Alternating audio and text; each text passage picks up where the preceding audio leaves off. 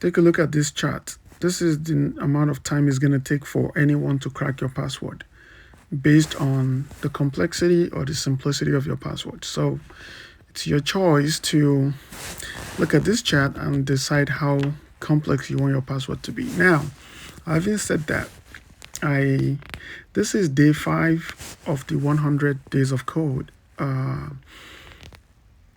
100 days of Python code. So day 5 project is about creating a complex password. So I wrote all this outline because this is what I'll be following. And here are the variables that I'll be picking from: numbers, letters, and symbols. So if you're familiar with complex password, whenever you're signing up or registering on a web page, web portal, or web application, or even a mobile application, they ask you to specify a password of specific length using a combination of letters, numbers, and symbols. So this Python code is going to that I put together will show us exactly how to do that. So what I wanted to start with is catching errors, because we're going to ask users to provide how much number, letters, and symbols they want in the password. And what if the person, instead of providing number, they decide to type ABC or something else? I want to be able to catch the error code. So that's why I started by defining my error function, and I call it user error. It's going to take prompt as the parameter, and I'm using the while true loop there. So while the user continue to type in wrong input, it's going to keep asking for an attempt to try again. So I'm using the try and except to catch the error and then ask the user to provide the appropriate entry. So if you look at the except keyword there, I'm printing the custom message I want the user to see every time they put in a wrong entry. In this case, it's going to say error invalid entry, integer expected, try again. Now, if you look at the next thing I'm supposed to do here is to accept the user input. So what I'm doing now is, since I have letters, numbers, and symbols, those 3 variables, I will ask users to provide how much or how many numbers or how many letters or how many symbols they would like to see in the password. So that's exactly what I did in the first one here. So I said how many letters for the secure password. And because, like I said before, we have 3 variables, I will be doing the same thing for all 3. Now I'm trying to see if the error detection function is going to work there. So let me see what's going on here. So I'm going to run the code one more time. So it's good when you're writing a code, it's good to always do a little bit of testing, write and test. That way, if it breaks, you know where the error is. So here I'm just trying to do a little bit of stress testing to see if it's going to catch the error. So here I run the code and it went through the first variable, which is asking how many letters. So if the user types something that is not a number like DB, you see now it says invalid entry, integer expected, try again. So that's exactly what I wanted to see for a result. So that means the error function is working as expected. So now the good thing is, now that I've tested that the code is doing exactly what I wanted to do, I can go ahead and define the same user input for symbols. Since I already did for letters, I did for symbols, and the last one is for the numbers. And because we have, for the symbols, we have custom symbols that I defined. For the letters, I used A to Z in small letters, lowercase, and I use A to Z in uppercase. And then for the numbers, I use 0 to 9. Now, what I'm doing here is I want the password to be passed into a container in a list data type. It's just like me having a house and I want people to be in the house. What am I going to do first? Am I going to gather people outside and start looking for a house? No, you will define a house, an empty house, and then get the people together, put them in the house. That's exactly what I'm doing here. That's the simplest description to what I just did here. So I hope that helps you if you're writing any code and you want to pass the output into maybe a list data type, pass it into a tuple, or you pass it into a string data type. But in this case, I'm passing it into a list data type. So what I'm doing here is I'm defining a loop, a for loop. So what this for loop is going to be doing is simple. Anytime the user says maybe they want 6, 7 or 8 numbers or letters or symbols, the for loop is going to look into, since the first one is the letters, it's going to be calling the letter variable. It's going to look into the letter variable that I defined, and then it's going to it's going to use the random function there using the choice method to pick. If they say 6, it's going to select 6 from the letter variable, but it's not going to select the first 6 or the last 6. It's just going to select them randomly. So I like to explain my code in detail so you can see exactly what the code is doing. So that's when I say when I define the variable to be passed into the list data type.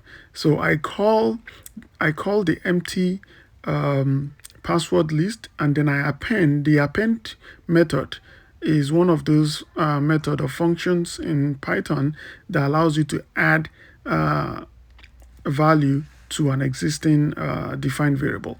So I did that for the symbol, for the letter. I just did for the symbol, and the last one is for the number. So like I explained before, what this is going to do is for every character that the person provides, maybe they want 3 numbers or 3 symbols. This is going to look into the symbol or number variable, and it's going to randomize the choice for them. So which is perfect. Now what I'm going to do is after typing the 3, I want to test it out to see that it's going to do exactly what I want it to do. So here it says how many letters. I say 7. Here is how many symbols. I put maybe I mistakenly typed something wrong, so you see it tells me invalid entry. So the code is smart enough to know that, okay, I already got value for my letter. Now I only ask to provide for symbol, and if I provide a wrong entry for symbol, it's smart enough to know that I already have input in memory for the letters. So if you keep entering a wrong character for numbers, it's going to keep asking you to provide the right one, and when you do, it's going to go ahead and provide the right output. So now after the user provided the correct input, we have our list data type. So you remember earlier I created an empty container like I explained before. Now you see how it provides the letters, numbers, and symbols in chronological order.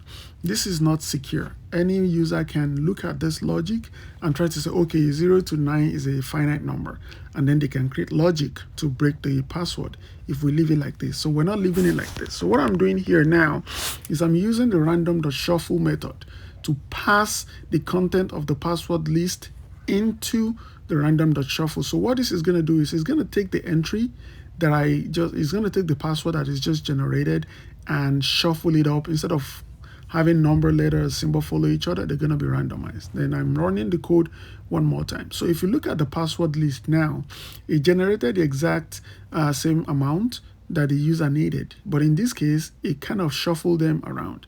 You see there's symbol in between numbers, there is numbers in between letters. So that is exactly what we want it to be. But I don't want the output to be like this because a lot of people, when they generate password, they just want to copy and paste it, right? So this is a whole list data type. I can't leave it like this. So that's why I'm now passing. Again, like I said before, I am now creating an empty container, in this case for a string data type. I want the password generated to appear user-friendly. So now I pass an empty container. Like I said before with the house analogy, you want to put people in a house. You first provide the house, make sure it's ready for them, and then you put people together, put them in the house. So now I created the secure password string using a string data type, and then I use a for loop command again to loop through the output of the list password, the list data type password, and then is going to now shuffle, what do you call it? It's going to now pass the outcome of each character into the empty string. So that's exactly what it's going to do. So if you test the code and you put all the numbers there, it's going to give you exactly what you needed. Now in order to, I know users sometimes they can put 0 If they put 0 3 times, it means that it's not going to generate any password and without any error warning. So I needed to customize this to make sure that when users put 000, it should tell them that you made your entry was zeros, no password was generated. That way it's smart enough to identify all these keys. Number one, if a user provides anything that is non-integer, we want the code to identify that and ask them to provide the right numbers. Number two, if a user decides to be smart and say, okay, let me test this code and generate only zeros. If a user do that, we want the password generator to say, okay, your entries are zeros, no password generated. And if they did the right thing, we want it to generate exactly what they needed to see. Now, in this case, I'm trying it again. See what it says here? It says you enter 0 choices, no secure password was generated. That's perfect, right? So what I'm doing now is just a custom formatting just to make it look pretty to the eye. It's nothing that is required in the code or anything. So actually, I've come to the end of the code, but if you look at it, it's quite comprehensive enough. And this is exactly what all those password generator applications are doing out there. They will just wrap this in some application and sell it to you, and you pay for it. And this would exactly work if you're generating password for some kind of registration. So you see how the password was now output. The output of the password now is now user friendly, something you can copy and paste into your sign up and registration that requires password. And anytime you want, you specify the amount of password you want. The code is also smart to tell you the number of characters in your password. That's why I defined the user count variable there to catch that entry. So maybe for the letters, you put 5, for the numbers, you put 6, and for the symbols, you put 4. So we're expecting 15 characters, right? So that's what I did exactly there. It's gonna catch what you say and give you the exact outputs that you're expecting. And all the errors are also being accounted for. So this is a very good secure password generator. You can copy the code, you can use it however you want. You can use it for a project in school. So for me, it's just the 5th day of my Python journey. It's 100 days, and this is day 5. There's another project on day 5, which is a little bit less complex than this one, but because this is much more practical. And I've seen, if you go to onepassword.com, not the one is a single number one, then password.com. They offer subscription service for secure password generation like this one. Thanks for watching.